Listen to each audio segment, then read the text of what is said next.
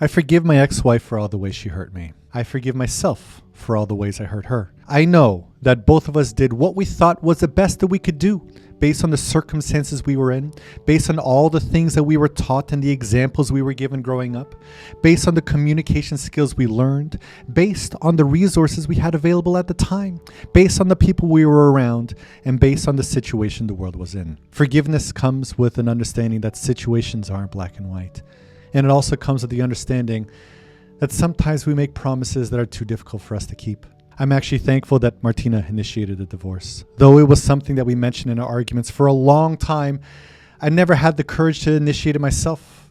And now I see how, if it wasn't for her courage, I'd probably still be stuck in the mindset I was in before. And she'd still be stuck and frustrated as well.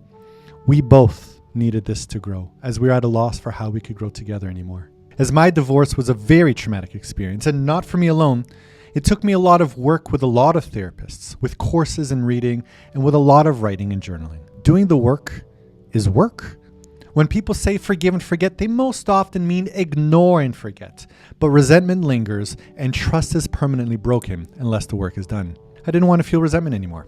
I didn't want to blame or point fingers. I wanted to hold both of us accountable.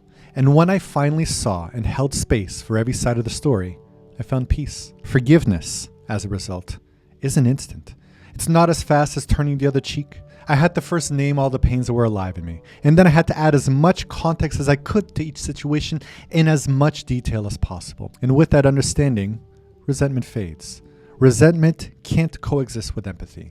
If it does, it means I haven't gone deeply enough into empathizing, and there are some details that I'm overlooking. If you made it this far, I hope you take the time to work towards forgiveness, and not just for others, but for yourself as well. And if you're going through a moment where forgiveness feels impossible, let's talk about it in the comments, or send me a message if that feels more comfortable. And thank you for watching.